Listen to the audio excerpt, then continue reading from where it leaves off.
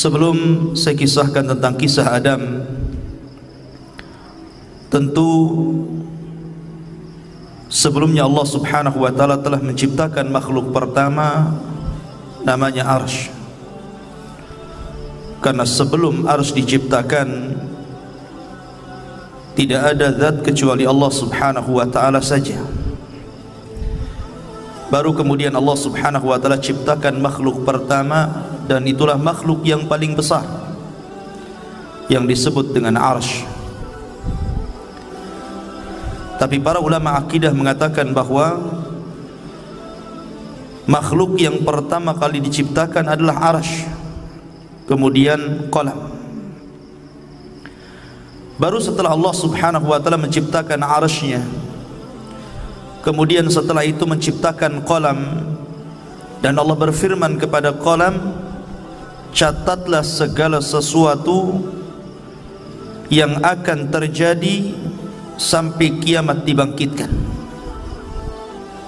Maka qalam pun kemudian mencatat seluruh takdir. Tidak ada satupun kecuali berdasarkan takdir Allah Subhanahu wa taala. Kemudian setelah qalam tidak lagi mencatat karena kehabisan tinta dan telah kering, maka catatan itu diletakkan di Lauhil Mahfuz, yang kemudian Allah Subhanahu wa taala memerintahkan para malaikat untuk menjaganya. Dari sinilah kemudian Allah Subhanahu wa taala menciptakan langit dan bumi, dimulai dari hari Ahad dan diakhiri pada hari Jumat. Hanya 6 hari: Ahad, Senin, Selasa, Rabu, Kamis, Jumat. Maka Allah Subhanahu wa taala menyelesaikan penciptaan langit dan bumi dalam tempo yang 6 hari ini, dan selesai penciptaan keduanya di hari Jumat, sebagaimana Allah juga akan menghancurkan di hari Jumat, karena kiamat itu tegak di hari Jumat. Barulah kemudian Allah Subhanahu wa taala menciptakan makhluk-makhluk yang lainnya, gunung, sungai, pohon, dan begitu seterusnya. Maka ketika itulah Allah Subhanahu wa taala menciptakan makhluk pertama namanya malaikat, dan malaikat adalah tentara-tentara Allah. Kemudian setelah Allah menciptakan malaikat, maka Allah ciptakan jin. Jin inilah yang pertama kali menghuni bumi. Akan tetapi karena jin ini memang disifatkan Allah Subhanahu wa taala lebih banyak yang rusak dibandingkan yang baik, maka terjadilah kerusakan di permukaan bumi. Sesama jin ini saling bunuh-membunuh, menumpahkan darah, merusak bumi. Akhirnya kemudian Allah Subhanahu wa taala pilih dari mereka yang paling saleh. Jin yang paling saleh itu namanya Azazil. Maka kemudian Azazil inilah yang kemudian diutus oleh Allah Subhanahu wa taala, kemudian dibekali dengan tentara malaikat untuk memperbaharui jin-jin yang ada di permukaan bumi, sehingga jin-jin yang jahat itu ditangkap, kemudian dilemparkan ke beberapa tempat di permukaan bumi. Sampailah kemudian bumi pun tenang karena dia berhasil menenangkan kaum jin. Dari situlah kemudian Azazil diangkat ke langit dan menjadi raja bagi seluruh kalangan jin, dan dia tinggal bersama para malaikat yang kemudian oleh Allah Subhanahu wa taala diberikan amanah untuk menjadi khazanatul jannah, penjaganya surga. Dari sini Allah Subhanahu wa taala memulakan penciptaan yang pertama, kisah Adam alaihi salatu wassalam setelah malaikat dan jin. Dan ingatlah ketika Tuhanmu berfirman kepada para malaikat, aku hendak menjadikan khalifah. Dan Adam bergenerasi sampai generasi kita ini. Maka di bumi mereka berkata, apakah engkau hendak menjadikan orang-orang merusak? Qalu ataj'alu fiha man yufsidu fiha wa yasfikud dima. Ya Rabb, apakah engkau hendak menjadikan ciptaanmu itu orang yang merusak dan menumpahkan darah di sana, maksudnya di bumi? Wa nahnu nusabbihu bihamdika wa nuqaddisu lak, sementara kami, kata malaikat, makhluk yang senantiasa bertasbih, memujimu, membersihkan namamu. Maka Allah mengatakan, qala inni a'lamu ma la ta'lamun. Maka Allah berfirman, saya lebih tahu apa yang kalian tidak tahu. Sesungguhnya Allah subhanahu wa ta'ala ketika menciptakan Adam min qabdatin, dari cidukan tanah, di mana Allah subhanahu wa ta'ala ketika menciptakan Adam ini dari beragam macam warna tanah.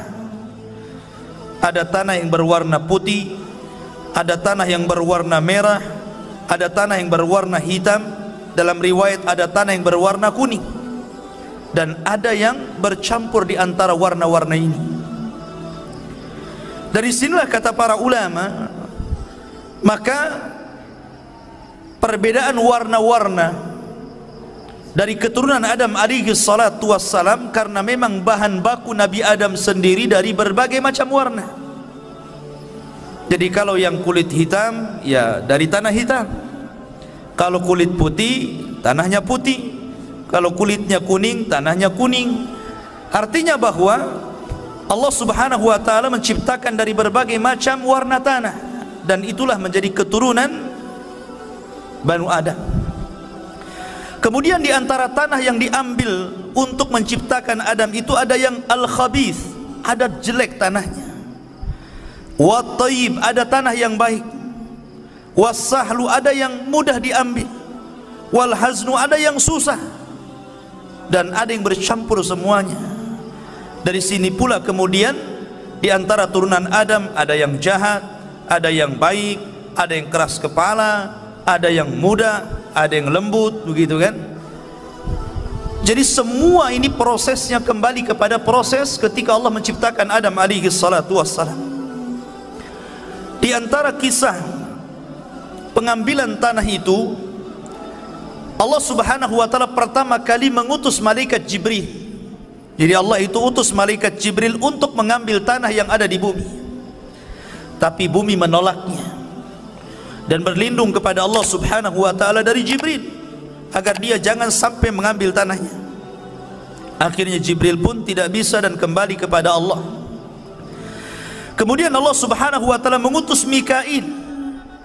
Sama bumi pun berlindung kepada Allah dari Mikail dan tidak diizinkan untuk mengambil tanahnya.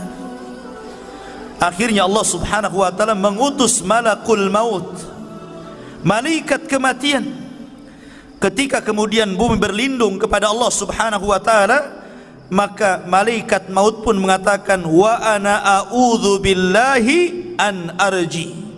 Sebagaimana engkau berlindung kepada Allah agar aku tidak mengambil tanahmu, maka aku pun berlindung kepada Allah, aku tidak akan kembali kepada Allah sampai ku ambil tanahmu. Akhirnya berhasillah malaikat maut mengambil berbagai macam tanah yang disebutkan di atas, kemudian diangkat ke langit.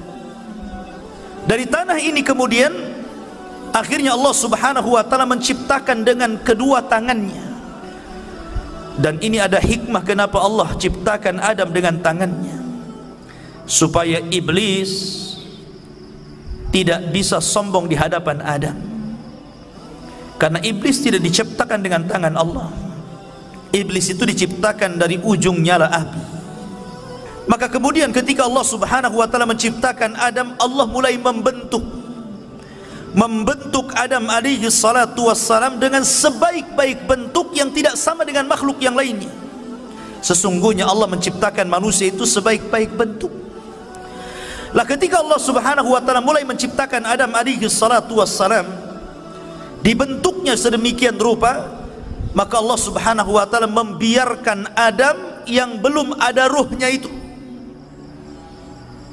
Ada yang mengatakan selama 40 tahun dibiarkan, artinya sampai betul-betul mengering.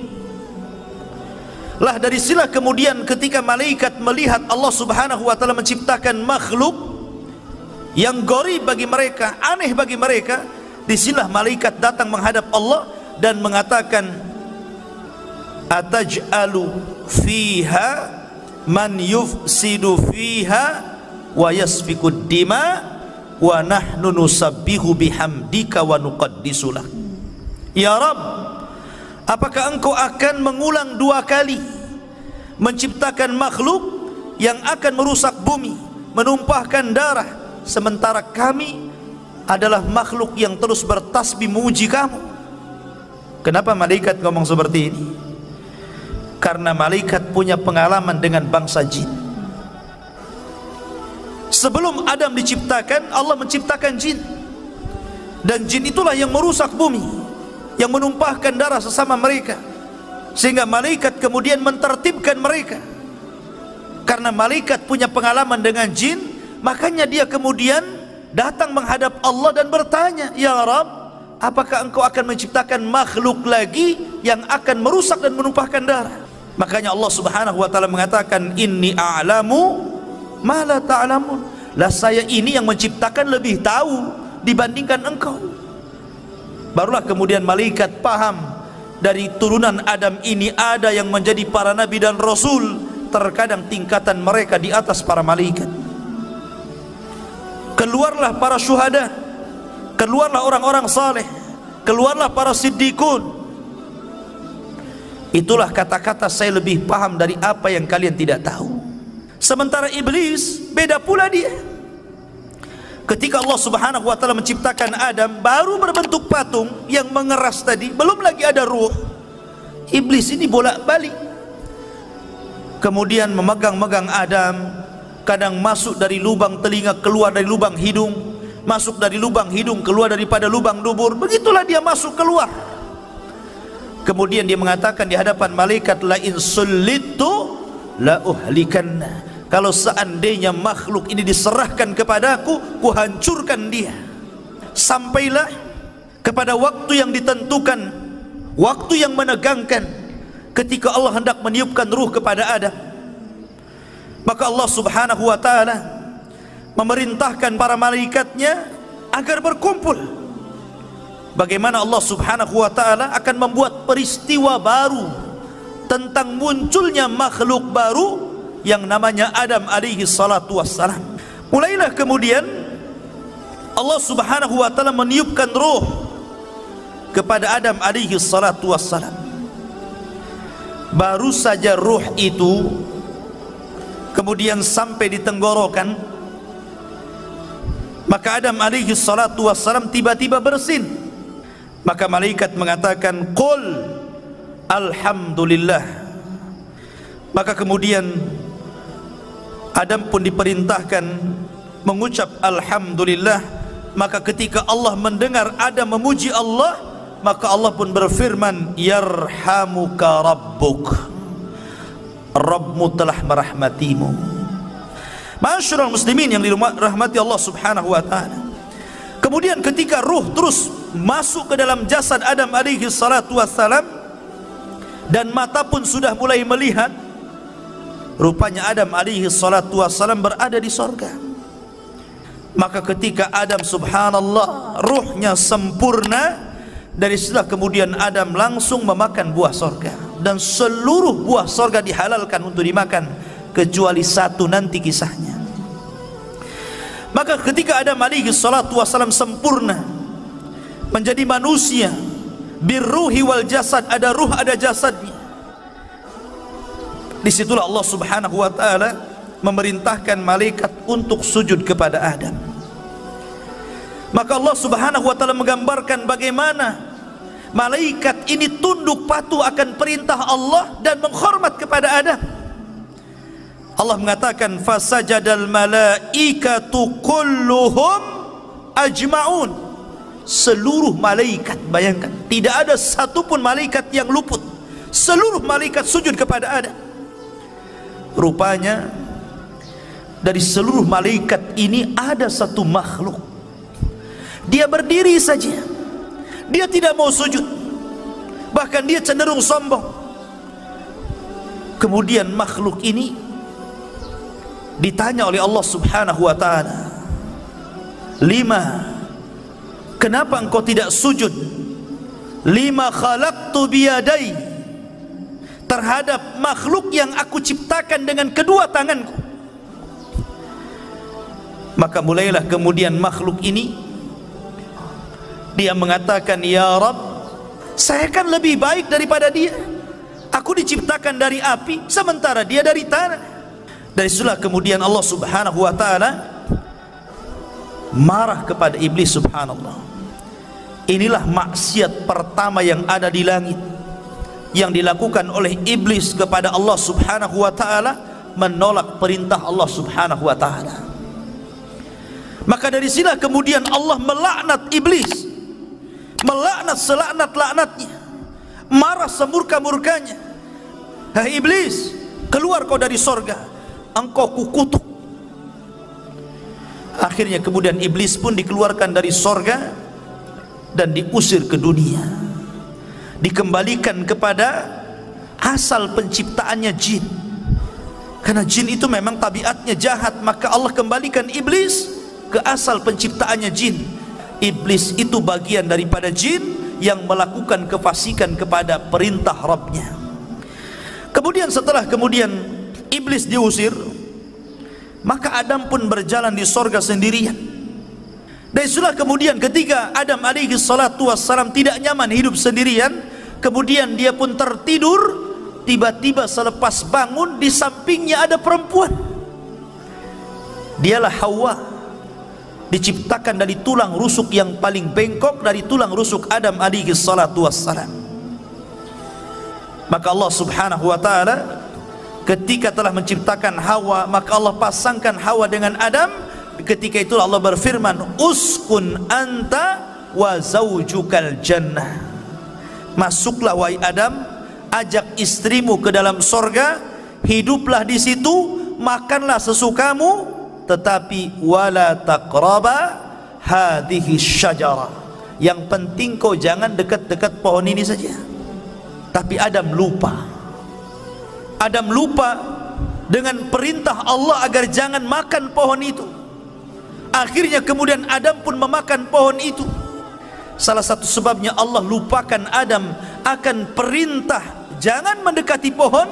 Akhirnya dia pun mendekati pohon karena ada sebab lain, di mana iblis berhasil masuk ke dalam sorga.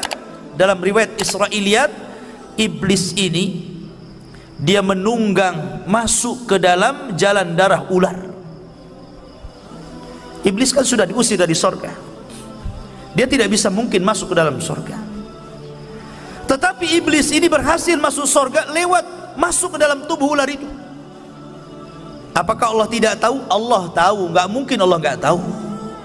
Tapi kenapa Allah biarkan iblis masuk ke dalam sorga? Sekali lagi karena ada hikmah di sini. Ada hikmah yang Allah Subhanahu wa ta'ala kehendaki. Maka iblis pun berhasil masuk ke dalam sorga. Maka kemudian dia pun menjelma sebagai manusia, karena memang iblis itu bisa tasyakul, jin itu bisa berbentuk siapapun sesuai kehendaknya. Dia bisa berbentuk manusia, sama dengan malaikat bisa tasyakul. Maka kemudian dia datang kepada Adam seolah-olah penasehat, seolah-olah orang baik, dan mengatakan, wahai Adam, kenapa Allah Subhanahu wa ta'ala melarang tidak boleh mendekati pohon ini kecuali karena ada dua perkara. Antakuna malakaini au takuna minal khalidin. Boleh jadi kalau engkau memakan buah larangan ini, kalian berdua akan Allah jadikan malaikat, atau Allah akan kekalkan di sorga. Allah tidak mau engkau kekal di sini. Akhirnya mulai goyang Adam. Ketika iblis tidak sanggup mempengaruhi Adam alaihi salatu wassalam, akhirnya dia pengaruhi lewat istrinya. Kemudian juga Al-Imam Ibnu Katsir rahimahullahu ta'ala dalam kitab Bidayah wa Nihayah menjelaskan bahwa Adam ini memiliki perawakan yang tinggi, sittuna dzira'an, memiliki 60 hasta. Satu hasta itu setengah meter, berarti 60 hasta berarti 30 meter. Itu tingginya Nabi Adam. Kemudian lebarnya 7 hasta, berarti lebarnya itu 3,5 meter, tingginya 30 meter. dan memiliki usia yang panjang. Ketika Allah Subhanahu wa taala kemudian takdirkan bahwa Adam alaihi salatu wassalam memakan buah larangan, akhirnya kemudian Adam pun diusir oleh Allah dari sorga. Qul nahbitu minha jami'an, kami katakan keluar kalian semua, hei Adam, hei Hawa, keluar kalian dari sorga. Maka di sini tiga makhluk diusir, iblis, Adam, dan juga Hawa. Mereka berjumpa di bumi. Ada yang mengatakan Adam diturunkan di India, sementara Hawa itu diturunkan di Mekah. Kemudian berjumpa di bukit Jabal Rahmah. Ada yang mengatakan Adam juga meninggal di India, ada yang mengatakan di Mekah, ada yang mengatakan di Syam. Allahu a'lam. Ya. Yang jelas kita tidak menetapkan yang tidak ditetapkan, hanya menukil beberapa kisah Israiliyat. Artinya bahwa Adam alaihi salatu wassalam kemudian diturunkan ke bumi. Maka akhirnya kemudian Adam alaihi salatu wassalam ketika sampai di bumi, Adam menangis, menangis sejadi-jadinya. Ketika itu Jibril datang dan berusaha menghibur Adam, tapi Adam tetap menangis. Menangis karena bukan karena sedih dia diturunkan dari bumi, tidak, tapi karena menyesal karena maksiat yang dilakukan kepada Allah Subhanahu wa taala, sehingga dia berdoa kepada Allah, Rabbana zalamna anfusana wa illam taghfir lana wa tarhamna lanakunanna minal khasirin. Ini doanya Nabi Adam. Tapi lihat iblis, ketika diusir dari sorga, bukannya minta maaf, bukannya minta ampun kepada Allah, malah minta yang lain pula. Dia mengatakan, fa'angdirni ila yaumi yub'atsun, ya Rabb, tangguhkan aku sampai hari kau bangkitkan, maka tangguhkan usiaku sampai kiamat dibangkitkan. Akhirnya Allah tangguhkan iblis. Makanya iblis itu satu-satunya jin yang tidak akan pernah mati. Ketika Adam sudah di bumi, Hawa sudah di bumi, dan Allah pertemukan keduanya, akhirnya kemudian diilhamkan untuk menutup aurat keduanya. Maka disinilah permulaan permusuhan antara iblis dan Adam serta anak keturunannya.